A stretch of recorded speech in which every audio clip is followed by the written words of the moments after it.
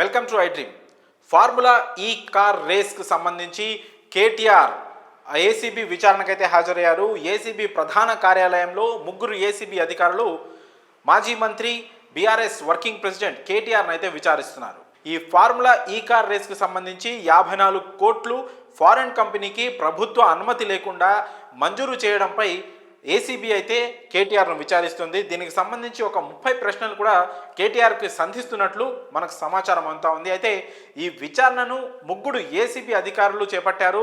కేటీఆర్ను ముగ్గురు ఏసీబీ అధికారులు ప్రశ్నిస్తున్నారు. వాళ్ళు ఎవరంటే ఏసీబీ జాయింట్ డైరెక్టర్ రితిరాజు, అలాగే ఏఎస్పీ నరేంద్ర, ఇంకా డిఎస్పీ మాజిద్ ఖాన్. వీళ్ళు ముగ్గురు కేటీఆర్ను ప్రశ్నిస్తున్నట్లు మనకు తెలుస్తూ ఉంది. ఇక ఈ విచారణ అంతా కూడా ఏసీబీ డైరెక్టర్ తరుణ్ జోషి పర్యవేక్షణలో జరుగుతూ ఉంది. అయితే ఈ విచారణకు కేటీఆర్తో పాటు ఆయన అడ్వకేట్ రామచంద్రరావును కూడా హైకోర్టు అనుమతించిన విషయం తెలిసిందే. అయితే విచారణ జరుగుతున్న గదికి ఆపోజిట్లో ఉన్న లైబ్రరీలో కూర్చొని అడ్వకేట్ రామచంద్రరావు ఈ విచారణను అయితే చూస్తారు. అంతేగాని విచారణలో ఆయన కలగజేసుకోవడం కానీ లేదా కేటీఆర్కి ఏదైనా సహకారం అందించడం కానీ ఇలాంటివి అయితే ఆయన చేయరు. కోర్టు అలాంటివి చేయకూడదని కూడా ఒక కండిషన్ అయితే పెట్టింది. అయితే మరి ఈ విచారణలో కేటీఆర్కి ఎలాంటి ప్రశ్నలు వేస్తున్నారు ఏంటి అనేది మాత్రం సర్వత్రా ఆసక్తికరంగా మారింది. అయితే ఈ ఫార్ములా ఈ కార్ రేస్కు సంబంధించి 54 కోట్లు ప్రభుత్వ అనుమతి లేకుండా ఆ కంపెనీకి ఎందుకు బదలాయించారు, ఎందుకు ఆ కంపెనీకి డబ్బు ఇచ్చారు అనే కోణంలో అయితే ప్రశ్నలు సంధిస్తున్నారు. మీరు ఆ టైంలో మున్సిపల్ శాఖ మంత్రిగా ఉన్నారు,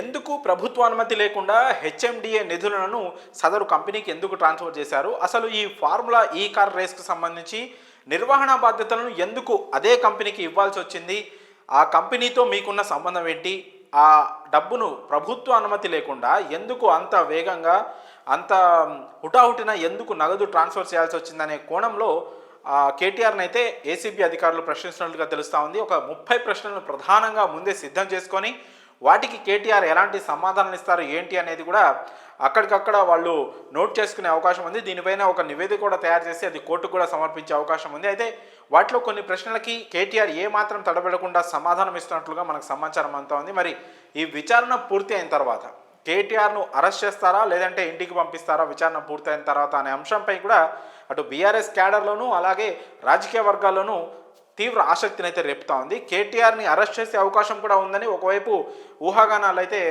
వ్యక్తమవుతా ఉన్నాయి. మరి ఈ విచారణ పూర్తయ్యే లోపు మరి ఎలాంటి విషయాలు వినాల్సి వస్తుందో కూడా మనం వేచి చూడక తప్పదు. కేటీఆర్ని అరెస్ట్ చేస్తే మరి కోర్టుకు తరలిస్తారా జైలుకి తరలిస్తారా అనేది కూడా ఇక్కడ ఒక సస్పెన్స్గా మారింది.